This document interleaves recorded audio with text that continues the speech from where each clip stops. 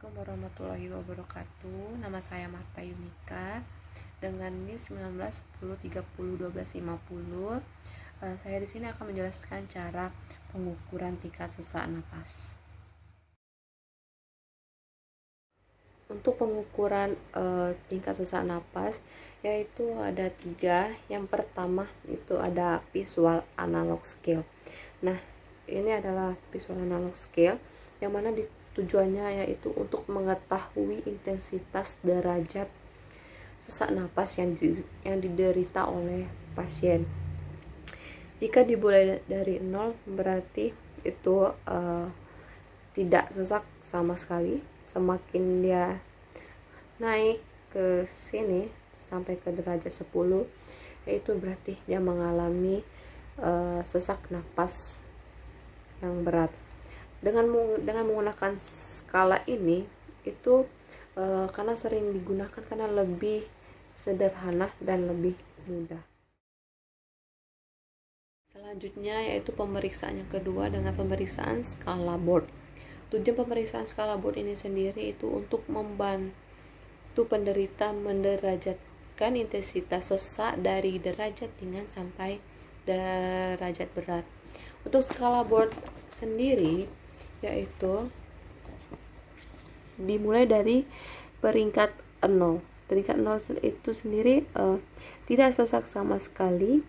Lalu peringkat 0,5 sesak sangat ringan sekali. Yang peringkat pertama sesak sangat ringan. Yang kedua sesak ringan. Yang ketiga sesak sedang. Yang keempat sesak kadang berat.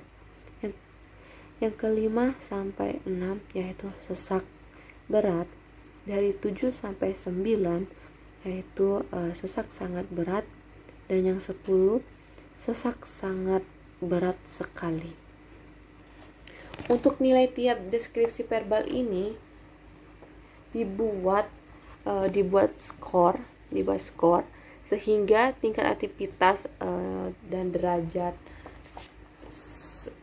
sesak dapat dibandingkan antar individu. Skala ini juga memiliki reproduksibilitas yang baik pada individu yang sehat dan dapat diterapkan untuk menentukan dyspnea pada penderita kardiopulmoner. Selanjutnya pemeriksaan dengan skala Medica Research Council atau MRC. Tujuan skala MRC ini sendiri yaitu untuk memprediksi risiko kematian beberapa penyakit dan mempunyai manfaat epidemiologis. Untuk skala MRC ini sendiri yaitu dimulai dari tidak sesak saat berjalan, bergegas atau sedikit mendaki berarti derajatnya 0. Lalu yang kedua itu sesak saat berjalan, bergegas atau sedikit mendaki itu derajat 1 berarti ringan. Lalu yang ketiga yaitu berjalan lebih lambat dibanding orang seumur oleh karena sesak atau harus berhenti untuk bernapas saat berjalan biasa. Itu untuk derajat 2 berarti sedang. Lalu yang ketiga yaitu lalu yang keempat itu berhenti untuk bernapas setelah berjalan 100 yard atau setelah berjalan beberapa menit pada ketinggian tetap.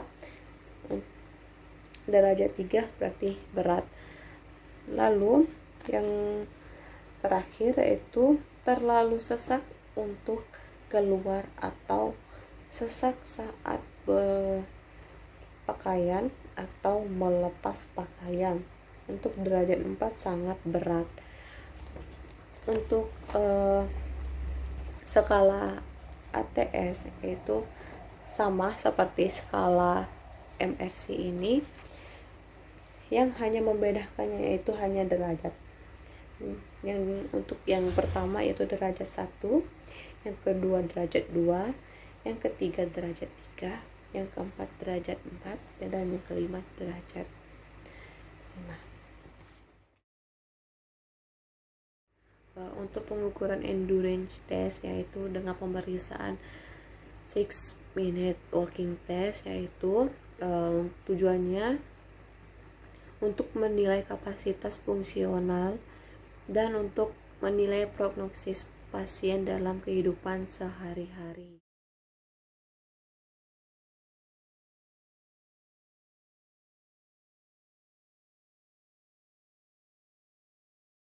Lakukan tes 6 minute walking test ini, ibu dengarkan apa abah saya.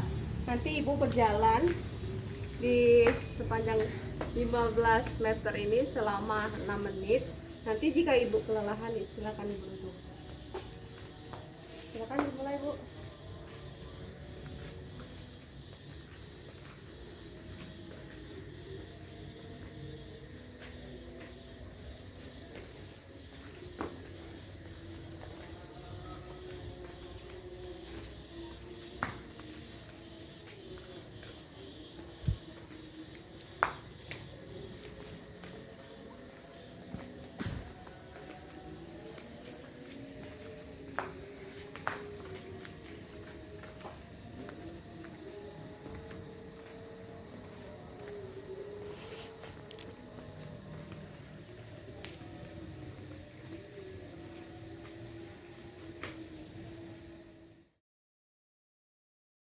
Lalu yang kedua yaitu dengan pemeriksaan spirometri.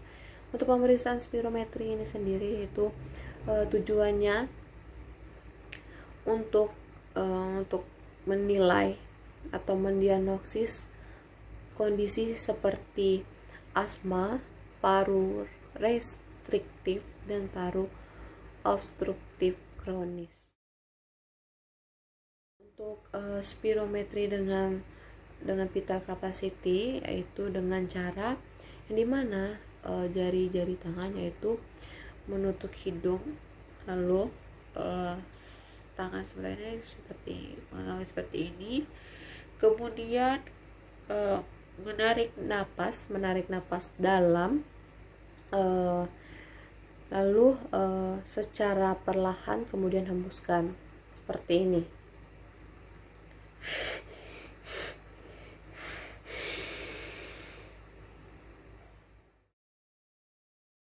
Selanjutnya yaitu dengan spirometri dengan forced vital capacity, itu sama seperti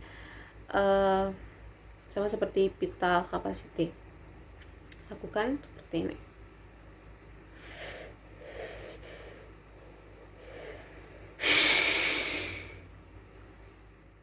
Baiklah, itulah video dari saya, cara pengukuran tingkat sesak napas. Apabila ada kata-kata salah, saya mohon maaf dan saya ucapkan terima kasih. Wassalamualaikum warahmatullahi wabarakatuh.